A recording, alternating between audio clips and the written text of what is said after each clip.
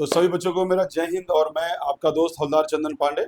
और अभी आपको हम यहाँ से बताना चाहते हैं कि जो बच्चे अपना कमर कस चुके हैं, कमर का बेल्ट और अपने कलेजे का बेल्ट कस चुके हैं, और जिनको 2025-26 में एक सफलता की गारंटी चाहिए, तो वो कहाँ मिलेगा? वो केवल और केवल आपको भोजपुर फिजिकल एकेडमी के साथ अब भोजपुर स्टडी पॉइंट के का भी चालू हो चुका है, वहीं पर मिलेगा। वहाँ पर क्या मिलेगा आपको? दिल्ली पुलिस, आपको बिहार पुलिस, आपको एसएससी जीडी, जो कि पटना में किसी के पास वो अवेलेबल नहीं है। तो आपको अग्निवीर मिलेगा, जो कि पटना में किसी के पास अवेलेबल नहीं है। कहने के लिए सब कराते हैं, लेकिन कराने के लिए मैं अब यहाँ पे खड़ा हो चुका हूँ। तो हमारे साथ बहुत ही बेहतरीन टीचर मुकेश सर मैथ और रीजनिंग के को पढ़ाएंगे, जो कि यहाँ पे जुड़ चुके हैं। और यहाँ आप अगर इनका साथ दिए और हमारा साथ दिए, तो मैं आपको गारंटी बोल रहा हूँ कि 2025 और 26 का जो साल होगा, उसमें आपके शरीर पे वर्दी लेने से कोई भी नहीं रोक पाएगा।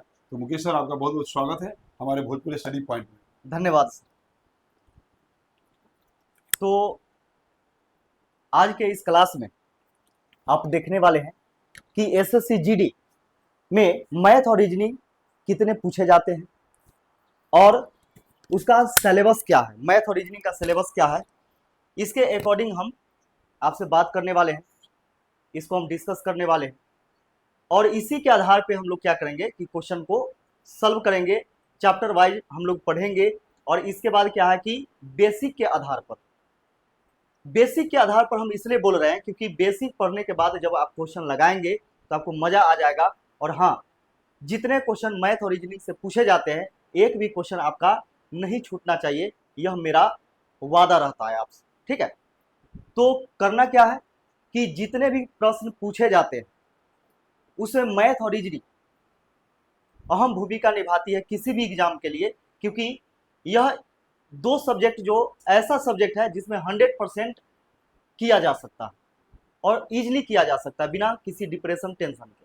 ठीक है, तो चलिए हम लोग शुरुआत करते हैं और देखते हैं यहाँ पे कि यह आपका एसएससी जीडी जो कि 2025-26 के लिए आ रहा है, अग्रिम आ रहा है, अर्थात अभी तक कोई नोटिफिकेशन नहीं है, फिर भी आपके सामने बैच आ रहा है।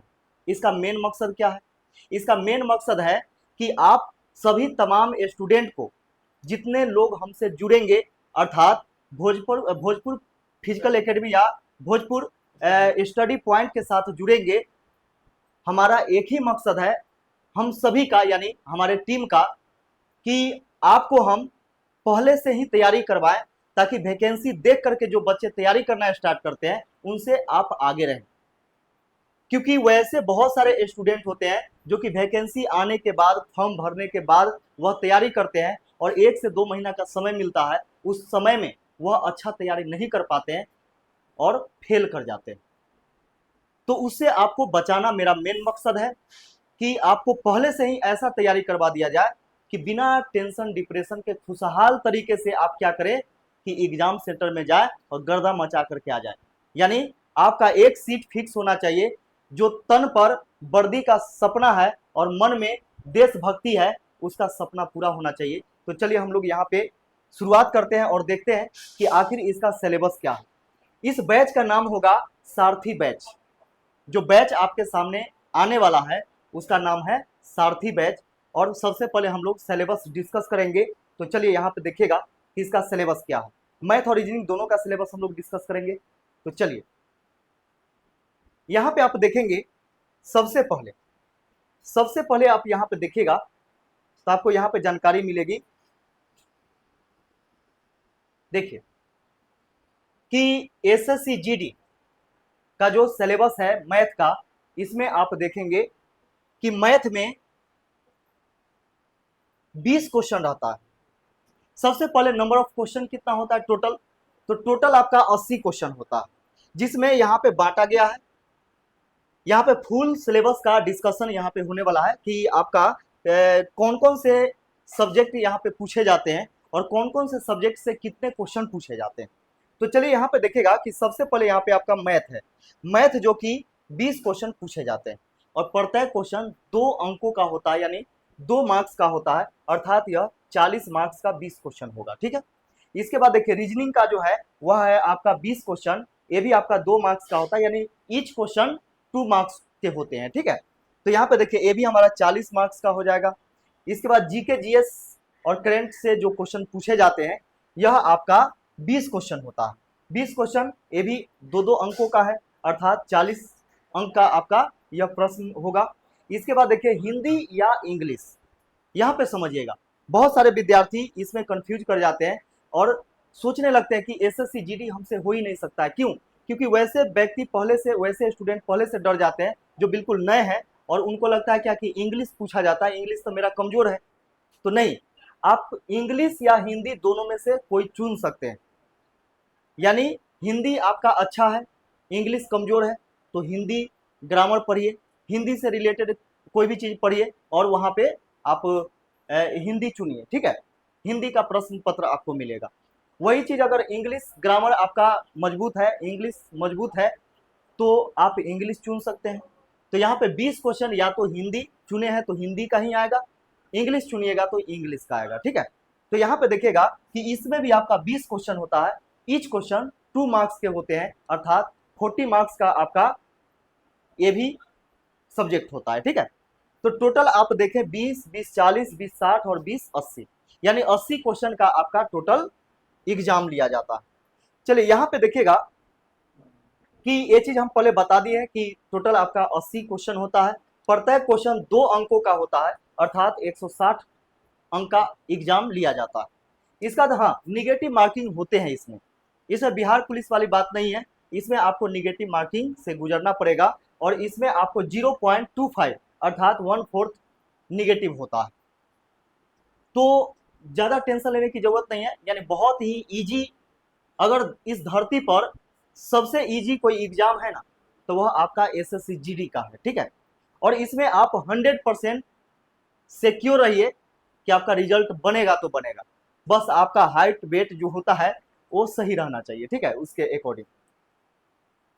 तो हाइट ये सब के लिए तो चंदन सर है ही आपके, वो हाइट वेट ये सभी के बारे में, फिजिकल के बारे में वो तो बताते ही हैं, ठीक है, और बताएंगे भी। तो चलिए यहाँ पे ये चीज आप देख लीजिए। अब आते हम लोग कि मैथ में कौन कौन से चैप्टर से क्वेश्चन पूछे जाते हैं, इसको भी हम लोग देख लेते हैं।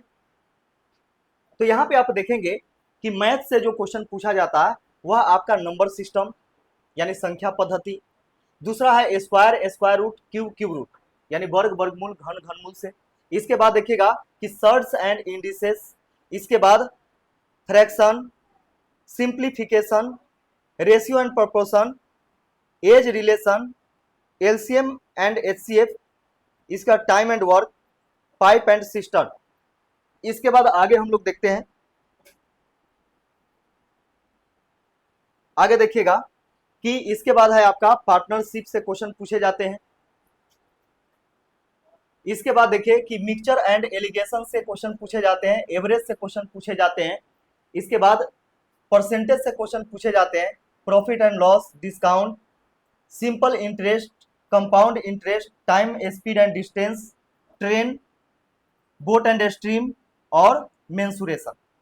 मेंसुरेशन में आप देखिएगा यानी क्षेत्र मिति में आपका 2D और 3D दोनों पूछा जाता है। अब यहाँ पे देखिए यह आपका रहा मैथ का सिलेबस, ठीक है। इसमें आप जो पढ़ेंगे कैसे पढ़ेंगे, तो इसमें चैप्टर वाइज पढ़ेंगे। चैप्टर शुरू करने से पहले हम बेसिक पढ़ाते हैं और बेसिक इतना बेहतरीन तरीके से पढ़ा देते हैं कि आपका कोई भी क्वेश्चन उस चैप्टर से नहीं छूटेगा, सभी क्वेश्चन आपसे बनने लगेंगे, ठीक है। चलिए आगे हम लोग देखते हैं,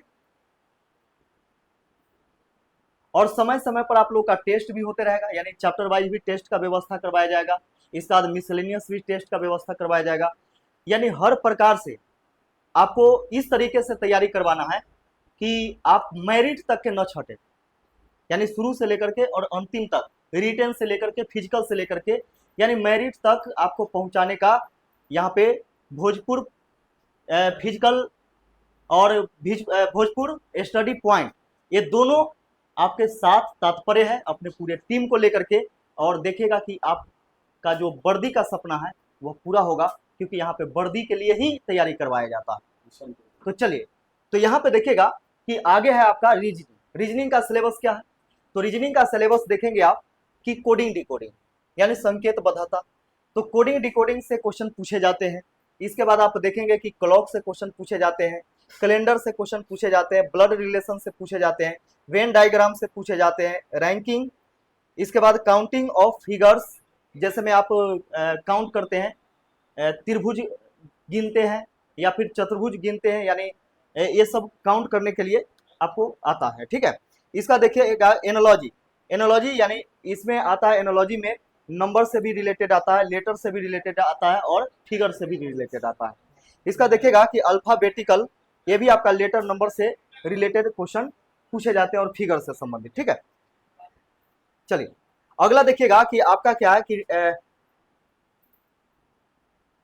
डिक्शनरी से भी क्वेश्चन पूछे जाते हैं। यानी डिक्शनरी मतलब क्या हुआ कि अरेंज करने के लिए, यानी डिक्शनरी में आप देखते होंगे कि जो वर्ड अरेंज रहता है उस प्रकार से अरेंज करने के लिए पूछे जाते हैं। और इसमें पूछे जाते हैं कि कौन बीच में होगा, अरेंज करने के बाद कौन शुरू में होगा, कौन अंतिम में होगा, ये सब क्वेश्चन पूछे जाते हैं। देखिए अगला जो हमारा चैप्टर है वह लॉजिकल सीक्वेंस ऑफ वर्ड्स है। ठीक है, यानी वर्ड को आपको क्या करना है कि एक लॉजिकल सीक्वेंस में उसको अरेंज करना होता है। यानी कई सारे वर्ड दे दिए जाते हैं हिंदी में, इंग्लिश में, और उसको अरेंज करना पड़ता है। इसका देखिएगा कि ऑड मैन आउट, ये आपका यानी विजातीय को छांटना, यानी जो अलग है उसको हटा देना, छांट देना। तो उसमें आप देखिएगा कि 4 ऑप्शन देगा तो 3 ऑप्शन एक ही जैसा रहेगा, यानी कहने का मतलब कहीं ना कहीं मेल करेगा, और एक जो रहेगा वह बिल्कुल अलग होगा। उसी अलग को यहाँ पे आपको छांटना होता है, यानी ऑड मैन आउट बोला जाता है उसको, जो कि वर्ड पर आधारित रहेगा, नंबर पर भी आधारित रहेगा या फिर फिगर पर भी आधारित रहेगा। इसका देखिएगा कि सेलोलिज्म, सेलोलिज्म में आप जानते हैं कि कुछ बंदर कुत्ते हैं, कुछ कुत्ते घोड़े हैं, इस प्रकार के क्वेश्चन पूछे जाते हैं। तो यहाँ पे डायग्राम बना करके वहाँ पे पढ़ा जाता है। तो बाकी बात जब स्टार्ट होगा तो सब कुछ आप अच्छे तरीके से पढ़ेंगे। इसका देखिएगा कि मिसिंग नंबर, मिसिंग नंबर यानी बहुत सारे नंबर्स दिए हुए रहते हैं और एक व्हाट डाल करके रख दिया जाता है और बोला जाता है कि इस व्हाट के स्थान पे क्या आएगा। तो वहाँ पे आप देखते हैं क्या कि मैथमेटिकल सीक्वेंस को वहाँ पे हम लोग स्क्वायर, क्यूब, इसके बाद मल्टीप्लाई, ऐड, है ना, यानी हर तरीके से हम लोग सोच करके उसका वैल्यू निकालते हैं। ठीक है, तो चलिए इसके बाद देखिएगा डायरेक्शन सेंस टेस्ट, है ना। डायरेक्शन सेंस टेस्ट इसका मतलब क्या हुआ कि दिशा संबंधित प्रश्न जो पूछे जाते हैं, दाएं मुड़ना है, बाएं मुड़ना है, डिग्री वाला क्वेश्चन होता है, इसके बाद शैडो वाला होता है यानी परछाई वाला होता है, तो उस आधार पे क्वेश्चन पूछे जाते हैं। ठीक है, इसका देखिएगा कि ऑर्डर अरेंजमेंट, इसमें भी क्वेश्चन रहते हैं। इसके बाद डाइस, डाइस यानी पासा संबंधित, तो ओपन डाइस होता है, इसके बाद आपका क्लोज डाइस होता है, यानी कहने का मतलब क्या है कि खुली पासा, है ना, खुला हुआ पासा और ढका हुआ पासा, ऐसा रहता है। यानी दोनों तरह का क्वेश्चन इसमें पूछे जाते हैं। इसका देखिएगा कि मिरर और वाटर, मिरर इमेज यानी वाटर इमेज और मिरर, तो आप देखिएगा कि एक होता है आपका जल प्रतिबिंब और एक होता है आपका क्या चीज, आईना वाला, जो आईना में आप देखते हैं और जो थोपड़ा दिखाई देता है, तो जैसा दिखाई देता है वैसा वाकई में नहीं रहता, है ना, क्योंकि अपना चेहरा अभी तक कोई खुद देख ही नहीं पाया, या तो दूसरे से पूछेगा या तो आईना के सामने जाकर के खड़ा हो जाएगा, तो जैसा आईना रहेगा वैसा ही दिखाई देता है ना।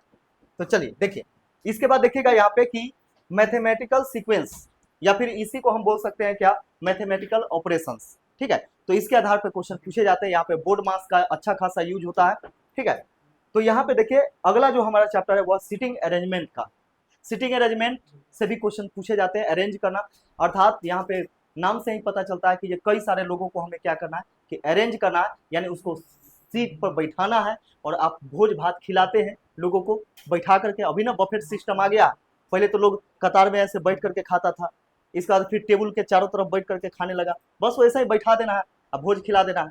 तो समझिएगा कि ये जो है सिटिंग अरेंजमेंट उसी पर आधारित है, बस उसको क्या करना है कि अरेंज करके बैठा देना है। ठीक है,